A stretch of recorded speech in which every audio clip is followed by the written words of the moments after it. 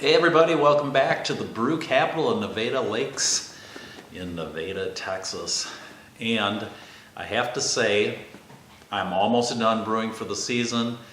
I moved my blonde ale from the primary to the secondary today, and probably another 10 days and that'll be going in the bottle, and that'll really sum it up for the 2021-2022 brew season. So I thought I'd share with you what I might do a little bit differently next year. Starting out, if you're interested in the Drunk Monkey formula, it's nothing but my blonde ale with real banana extract made by McCormick's that's added to the bottling bucket. That beer has gone over really, really well here.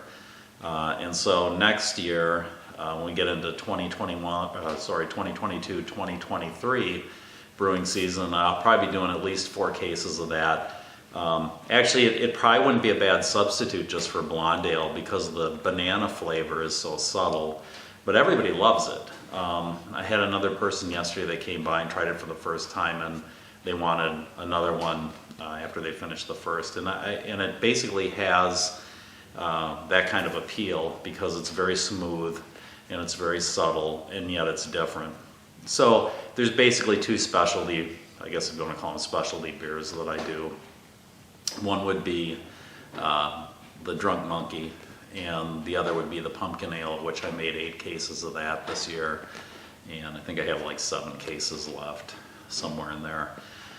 So anyway, going into next year, that'll be one change. The other thing that I didn't do this year, that I probably should have done, was brewed a amber ale. And of course, the chocolate stout is really the only stout that I usually brew, and I haven't brewed that probably since, I want to say 2018, 2019, somewhere in there.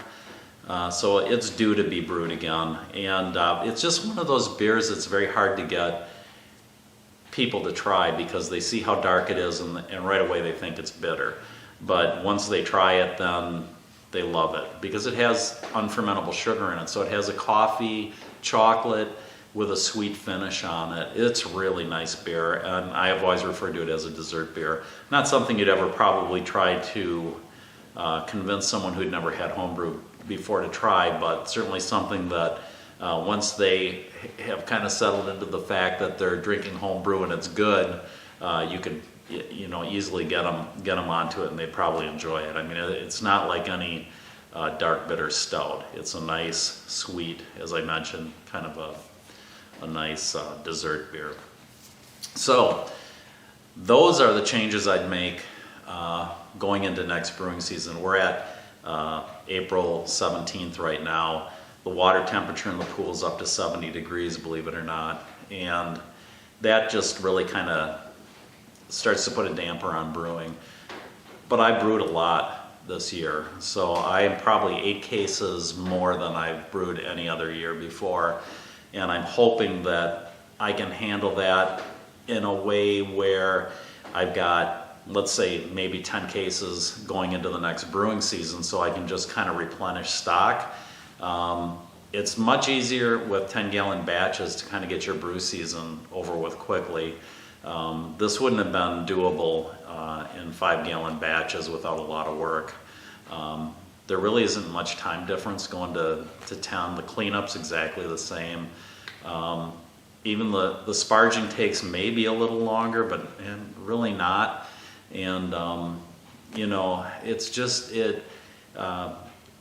it's kind of a wash as far as time goes. So, you know, half a day before for the 5-gallon batches, and maybe just a little bit more time for sparging, but not a lot. And so, you know, there you're putting out another 5 gallons than you'd ordinarily put out, and so you build your inventory quickly, which is great. It gives you more time to do other things that you want to enjoy, and then, you know, down the road you've got a lot more inventory.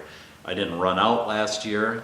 We ended up with I think we had about a case of Kolsch and 1 case of the Honey Weiss that was left over, and the Honey Weiss is still there. We're saving it, but I mean, so it wasn't like we were bare bones, and we've been there before. And as you know from watching my videos, I don't like to buy commercial beer if I can get around it. One, it's just too expensive, and two, it just doesn't have any flavor. So anyway, that's kind of where we're at. But fear not, the Beer Culture Moment videos come out the 15th and the 30th, so you'll still see me. A lot of those were recorded earlier, but I'm still making them and getting them posted out there. So hopefully there'll be some tidbits in there that you'll find amusing. Sometimes there's some that are a little bit on the morbid side, but it's fun to make them, and I hope you enjoy them. And next up, I'm just going to kind of go through all my equipment and start to clean it. And then, especially the mash tun, which has, if you've had these, you know, Rubbermaid mash tuns before, you know that they get a lot of staining on them. It's not a buildup, it's just a stain. So I'm going to be going through that with powdered brewery cleaner, and may do a quick video to just show you how it turns out. As far as the carboys go, everything's cleaned and put away, except for the 2 secondaries that I'm using right now. And all that stuff will be stored until next year, or if I get you know, somebody comes down and says, hey, let's brew a batch of something, and we'll probably end up having to buy a bunch of ice and use a chiller. I use 2 chillers to actually get the stuff cool enough to do. But really right now, I kind of tapped out on bottles, so I'm happy where I'm at. I think it's been a good brew year. Hope you guys have a great week, and I hope you tune in for the Beer Culture videos. Cheers! This has been a Matty Boy presentation. Say bye-bye, Matty. Bye-bye.